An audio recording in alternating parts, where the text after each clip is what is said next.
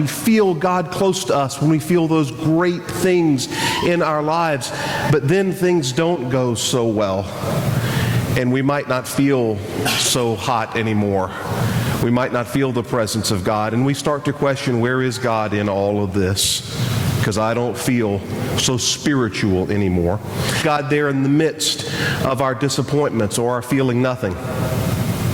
Of course, yes. When Peter sees Jesus on the water, Master, if it is you, tell me to come to you. It's just typical student's response of a rabbi. So he gets out of the boat and begins to walk on water. Does the miraculous. And then what does it say that Peter notices? The wind and the storm that we all have around us. Oh my gosh! Who is he doubting? Himself. He is doubting the him that God already said that he is. A lot of times you'll hear preachers saying, believe in God. Do you believe in God? Have you ever thought that God believes in you? And that when we're armed with that faith and trust that God has put it in our hands, that we are capable of going into chaos and mess, knowing that God is already there, just as he promised. Today I invite our missionaries to please come forward. It certainly was stepping out of the boat and not knowing where we were going to be and what it was going to be like. I have to honestly say it wasn't as bad as I thought, which was a good thing. The ladies in the diocese made. And this one says, Jesu ni ninjia, which means Jesus is the way. One lady misspelled ninjia and left the I out, so it looked like Jesus Ninja. Devin took that one. This is a conga that is a multi-purpose piece of cloth that they use to carry their children on their back. They use it to make dresses out of. They use it to keep warm. They use it as a scarf. They use it in multiple ways. Your group received a gift of chickens, that is live chickens. What did you do with this gift? We ate them. We gave the hen to our drivers so they could eat. Intended for us to eat these chickens. They're not pets. People raise them for food. So people took food off their table to help feed us. Because there's no KFC. There are very few restaurants up in the diocese. There are a few, usually in people's houses. But we went to schools to give out school uniforms to orphans and have a lot of money. They can't afford uniforms.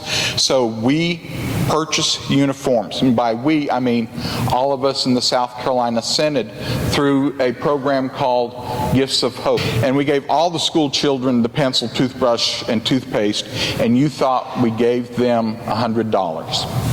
Yeah. They all were polite, saying thank you. Some of them in the English they were learning, some Asante Sana, some of them curtsied and bowed. And this is a typical classroom, concrete floor. The blackboard is painted on with blackboard paint because they can't afford a real blackboard. The elementary schools tend to be government run. But most of the children in the diocese are Lutheran. The majority of people in the Southwest Diocese are Lutheran. There are a few Muslim, but most of the non-Lutherans have a native religion. So there are a lot of Lutherans there? Tanzania is the second largest Lutheran country in the world, after Norway. Or is it Sweden? One of those two Scandinavian countries that are known for... We have some Swedes and Norwegians in here, I know. So there are more Lutherans in Tanzania than there are in America? There certainly are. What's the significance of the bandanas that we see the children wearing? Just used them to tell the groups apart because there were 400 plus children there. Yes. And it was difficult keeping them in groups, especially once we introduced food and playing outside. So it was VBS. Yeah. 12 Americans did VBS for 400 Tanzanian children at their school. Wow. Our VBS coordinator came up with the idea that the children would stay in the room and the 12 of us would move from room to room. Devin didn't have a room. He was outside doing games. Well, we brought hula hoops, jump ropes, and then we brought beach balls, but we ended up playing soccer, which is understandable because that's what they play over there. But for about 2.5 hours, I was out there playing soccer with them, and I realized even though I'm 22 years old, I'm really out of shape. And they are very fast children. And my activity, being a librarian, was to read to the students, and we read, I Know Jesus Loves Me. Well, we read it in English. The kids don't understand English, so Pastor Chamello, who came around with us, was our translator and translated it from English into Swahili for the kids. And this is a new house that's being built for orphans to stay in, being built with money from the South Carolina Synod, and that's why we're there to dedicate this. This is the plaque of dedication. Our Welcome ladies, and a young lady named Susan, who was probably 14 now, but when she turned 13, she had been here for VBS and heard about us collecting flip-flops for Tanzania, and she wanted for her 13th birthday flip-flops to send to Tanzania. We got 3 huge boxes. Okay, all of the sewing machines were donated by Gifts of Hope, and we actually picked them up when we went to Bellah. And we got them from a street vendor, or they were purchased there, and they had to put them together. They were complete pieces on the side of the road.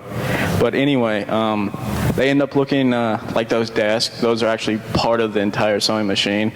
And the gentleman in the white shirt is actually the teacher of the class.